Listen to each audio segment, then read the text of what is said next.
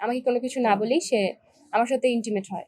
আমি নিজেকে সেভ করতে চেয়েছিলাম, যার কারণে আজকে সে আমাকে এভাবে আঘাত করে এবং আমাকে দেখতেই পাচ্ছেন যে কিভাবে জখম করা হয়েছে। আমার নাম জান্নাতুন তাজরিয়া অরা। আমি একজন অভিনেত্রী, পাশাপাশি স্টুডেন্ট। তার নাম জাহিদ অন্তু, আপনারা সবাই কম বেশি তাকে চিনেন।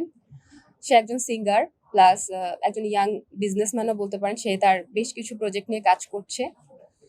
তো তার ড্রেসের এবং প্রোডাক্টের কিছু শ্যুট হয়। তো প্রোডাক্ট শ্যুটের জন্য সে আমাকে নক করেছিল রিসেন্ট।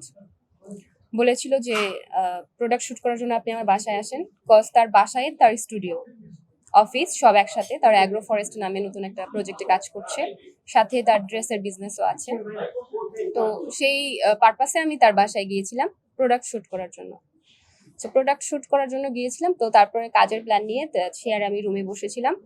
একটা পর্যায়ে যে সে বলল যে প্রোডাক্ট শ্যুট তো ঠিক আছে, এখনো তো ড্রেস আসেনি, 10-12 দিন লাগবে বলে তারপর সে আমার প্রতি ফিজিক্যাল হ্যারাসমেন্ট করা স্টার্ট করলো এবং সেটাকে বলতে পারেন যে যৌন নিপীড়ন বা যৌন অত্যাচার যেটা বলতে পারেন, এবং আমি এটা বাধা দেওয়ার চেষ্টা করলাম।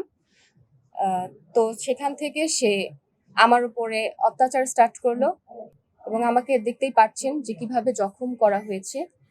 সে বারবার আমার গলা চিপে ধরছিল বেডের মধ্যে এবং দরজা বন্ধ করে আমাকে অনেকগুলো থাপ্পড় দিয়েছে, চুল ধরে টেনেছে। আমি বারবার ওখান থেকে পালিয়ে আসার চেষ্টা করেছি, কিন্তু সে বারবার দরজা বন্ধ করছিল এবং বারবার মারছিল বলে আমি এখান থেকে খুব সহজে বের হতে পারছিলাম না। তারপর একটা সময় যে আমি কোনোভাবে ওখান থেকে বের হয়ে আসি।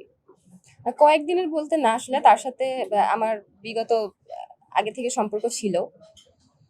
তার সাথে আমার একটা প্রেমের সম্পর্কই ছিল, প্রেম ভালোবাসার সম্পর্কই ছিল। সেটা দেখা যায় যে অনার্স ফার্স্ট ইয়ারে যখন আমি পড়ি তখন থেকেই। তো তখন হচ্ছে তার কাছে আমার গিটার ক্লাসে মানে গিটার শেখা হতো, মূলত সেখান থেকে আমাদের পরিচয়টা হয়েছিল। তারপর একটা সময় যে তার সাথে আমার একটা প্রেমের সম্পর্ক হয়, কিন্তু প্রেমের সম্পর্ক ফার্স্টে হয় না। সে তার বাসায় আমাকে ডেকেছিল, কজ আমি গিটার শিখতাম এবং বাসায়ও গিটার শেখার নামে এবং গল্প আড্ডা বাজ করার নামে সে আমাকে বাসায় ডাকে এবং আমি যাই। যাওয়ার পরে সে আমাকে কোনো কিছু না বলেই সে আমার সাথে ইন্টিমেট হয়, যেটা আমার অনিচ্ছায় এটা একটা রেপ ছিল। যার কারণে আমি সেটা নিয়ে পরবর্তীতে কথা বলি যে এটার পরিণতি কি আসলে, এক্ষেত্রে আমি বিয়ে করতে চাই বা একটা সম্পর্ক থাকো।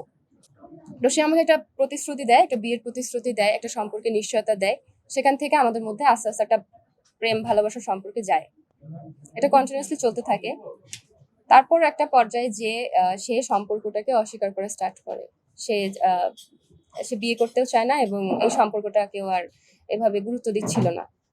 তারপর মিউচুয়ালি আমি এখান থেকে মুভ অন করার চেষ্টা করেছি যে ইটস ওকে। মিউচুয়ালি আমরা কথা বলা অফ করে দিয়েছিলাম। আমিও তার সাথে আর রেসপন্স করতাম না, সেও নক করতো না। বাট সে মাঝে সাঝে তার মনে পড়লে আমাকে নক করতো বা তার বাসায় আসার প্রলোভনা দেখাতো বিভিন্ন রিজনে, কখনো প্রোডাক্ট শুটের নামে বা আপনার কিছু জিনিস আমার বাসায় রয়ে গেছে এসব বলে আমাকে আসতে বলতো। সো তারপর রিসেন্ট তার সাথে আমার আবার যোগাযোগ হয় প্রোডাক্ট শুটের যে বিষয়টা বললাম।